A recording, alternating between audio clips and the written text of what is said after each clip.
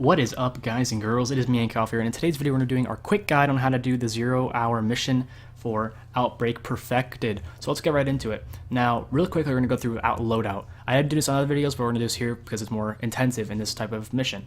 So, for Armor PC, you're going to want to run some perks that have Scavenger on them. It helps out a lot with running ammo.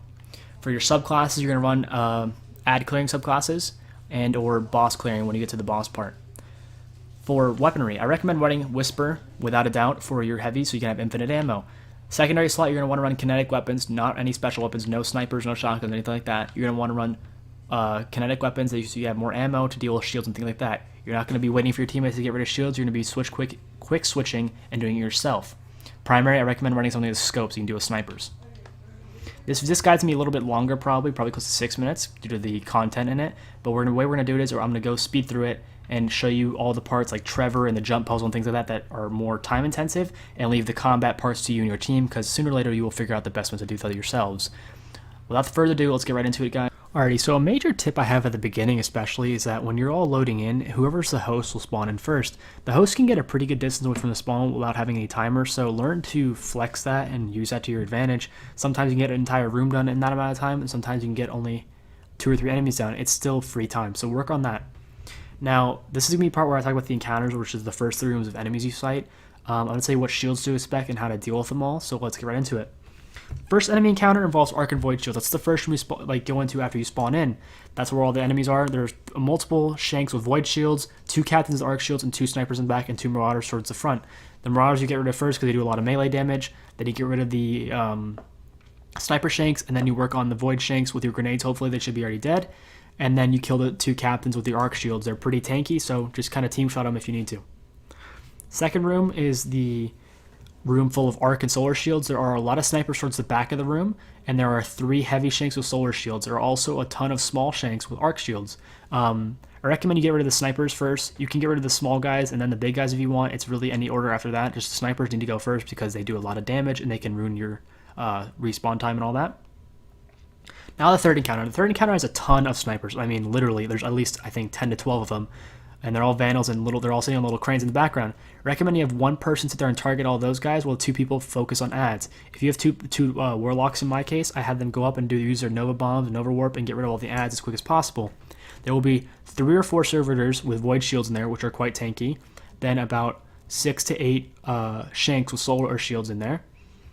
And once you get rid of all of them, there's also a Spider Tank in the background hanging out there. You need to get rid of him. Once the Spider Tank is very, very low on health, I mean like literally a pinch of health, you want to have 1 person with a super move on and by themselves and get ready to go through that corridor with the tunnels. Once it's dead, that person will go through and clear all the enemies and save you time and give you more super orbs and all that. Proceed to the tunnels pretty simply. You want to have 2 people in the front, 1 person in the back. The person in the back will be clearing up whatever the other people miss. You pretty much want to keep on going. You don't want to stop at all. Can't stop, won't stop. Just run straight through everything, right? Kill all the enemies and make sure you progress.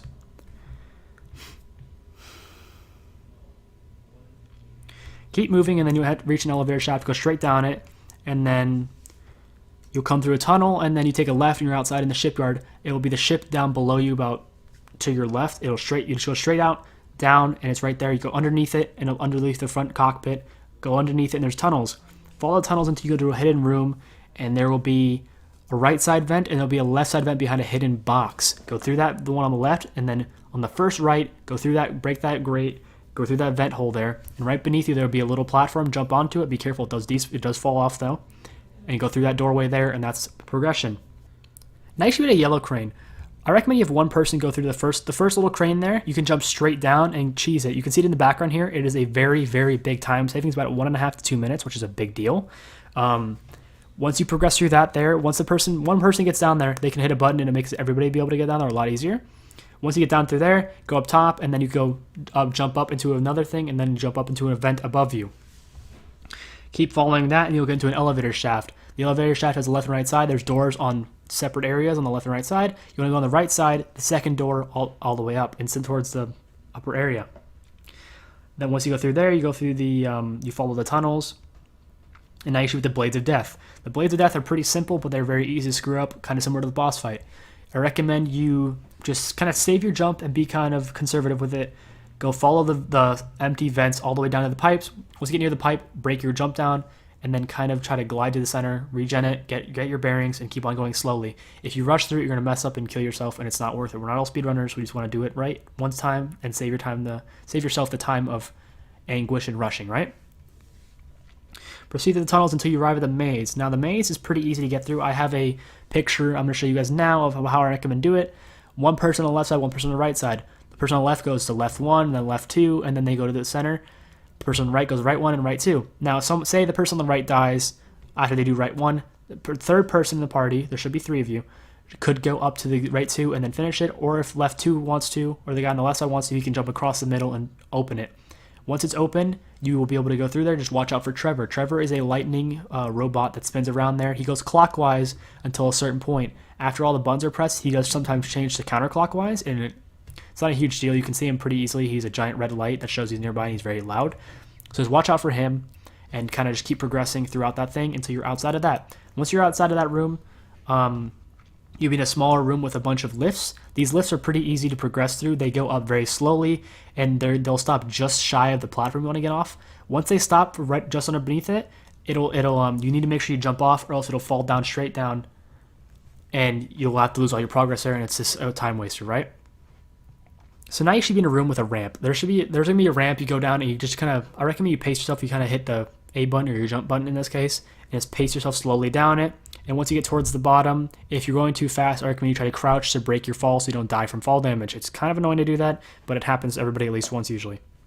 Then you keep on proceeding and take a left, and sooner or later you'll be in a room with gold blocks and stacks and things like that, the little gold ingots.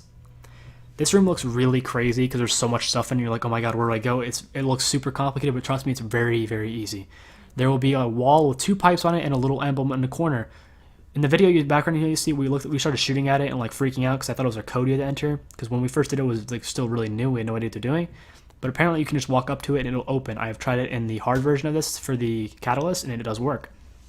You open that up and you follow the corridor all the way down, and on the right side you will see a tunnel, a little bit of a tunnel area on each. There's like multiple tunnels on both sides, but all the way on the end on the right side, there's a tunnel that you want to go down. It'll be a giant hole in the floor, like it looks like Siva cut it open. You drop that down and you follow some tunnels, and now you're in the boss room. The boss encounter is really simple yet really easy to mess up. It's really just how you time everything and how you do everything, and it's very, very down to the timing of everything you do. The way it'll start is you drop into the room, there's a lot of ads, there's a boss in the center, and then there's ads all around them and things like that, like usual. The only difference is there's 2 turrets, one on the left side and one on the right side on 2 heightened platforms. You'll see them, they're on the corner. They look like they're like nothing, but they're very tanky and they do a lot of damage if left alone for too long. I recommend you team shot one on the left side or one on the right side, and then you switch to the alternating side and team shot it. Get rid of them as quick as possible so you save yourself a lot of time, because they're very, very tanky. Like literally, if I were to make a wager, they can take about 4 sleeper shots before they break, which would be a huge waste of ammo, so don't do that, but take your time and get rid of them as quick as possible. Next, you will start targeting the boss and getting damage. In front of you, facing towards the open hangar area, towards the outside, there will be a giant server that will spawn with a bunch of shanks.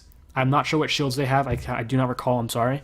But they will spawn about 8 of them, and you can Nova Bomb them and get rid of all of them, and about half of these shanks, the servitor's health. Now, the servitors are very squishy, by the way. There's going to be 2 of them. They're very, very squishy. Once you get rid of that first one, you do a little more boss damage, and we'll spawn on the opposite side of where that first one was, behind you, inside the back end of the hangar. You want to get rid of that one as well pretty quickly, because the shanks are very annoying, and it does make them immune. Now, once you do that, though, that is your safe place, right? That in that back hangar area is one of the probably safest places to hang out. So if you have someone who's like using snipers and isn't very good at PvE action, have them sit in the back there so they won't die nearly as often. They can get a lot easier, and once the spider tanks spawn in after a little while of boss damage, it's very easy to deal with them in there, because you can break the legs from there very easily without having to worry about it. Now, if you're running Whisper, like I recommend, you can get a lot of easy crits there too, because it's just the right height in certain parts of it to do the damage. Now, once you do that, like I said, the 2 spider tanks spawn in, one on the left side, one on the right side, same place as the turrets. Get rid of them. Focus 1 at a time. Do not break up and do 2, because it'll take you way too long and you'll waste all your time. Trust me. Do 1 on the left. Then once you're done with that one, do the one on the right. Then you focus the boss. You want to get the boss either very low or kill him, then focus all the ads. If you want, I recommend you save at least 1 or 2 ad clearing supers here, because sometimes as he spawns, if you don't do enough damage quick enough, he will spawn more little shanks and more little marauders and things like that. They're all invisible or up in the air, so it's hard to see where they are, and keep an eye on how many ads are around. So get rid of all of them as quick as possible.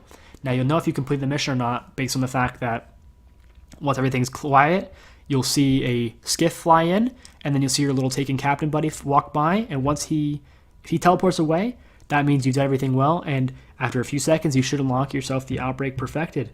Congratulations, you've completed the exotic questline, and you have one of the best pulse rifles in the game right now.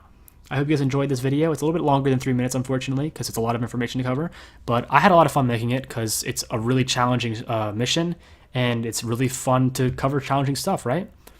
I hope you guys enjoyed this video. If you did, drop a like and a sub down below. I really appreciate all the support, guys. Thank you guys for watching, and I will see you guys in the next tutorial video.